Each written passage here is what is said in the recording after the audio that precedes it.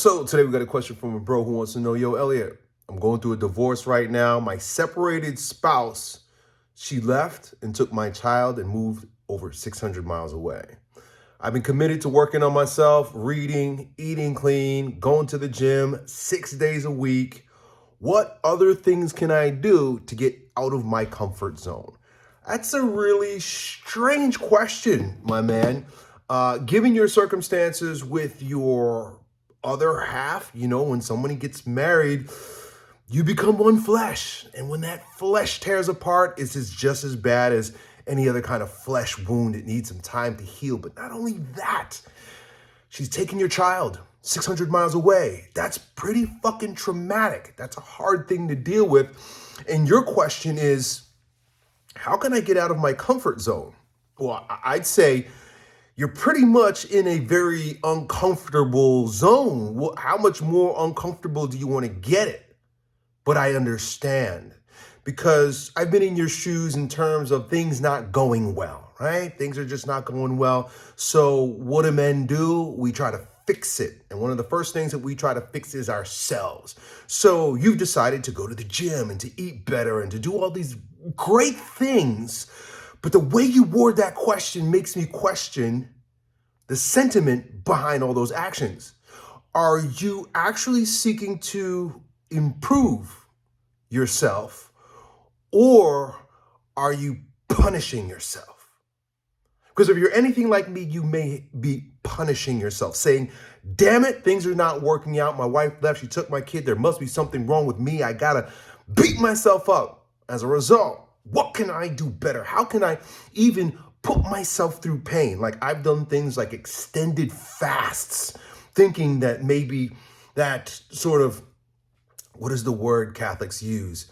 Reparations, like somehow just flagellating myself, making myself suffer is going to rectify that situation, make things better. Atone is the word I was looking for, right? Like, are you going to the gym 6 days a week, reading and eating and doing all these tough things in order to atone for your perceived sins or inadequacies that cause your wife to leave you? Like, I don't know if that's actually the case, but I propose that to you because you ask, how can I get out of my comfort zone?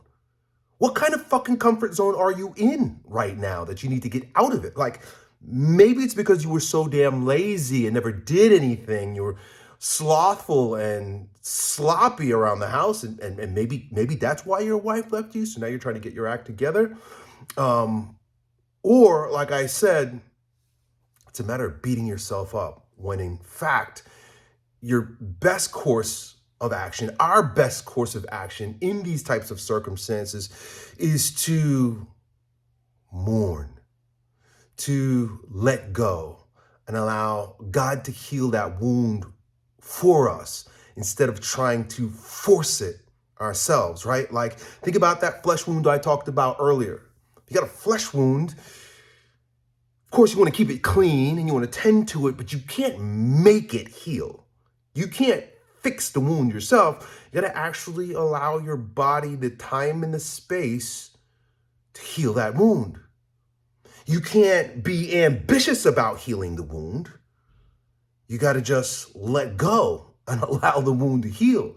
And I'm assuming, once again, that the situation with you and your ex-wife, your former spouse, is painful enough to allow it to heal, my friend. So that's my insight, my advice, my little bit of wisdom on that situation for you here, man. Instead of like grinding and going and trying to atone for your sins by doing tough things and getting out of your comfort zone, allow yourself to sink into the discomfort of the situation.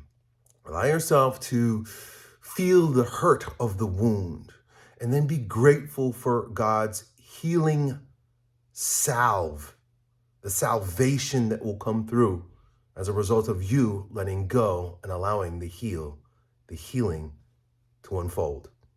Done.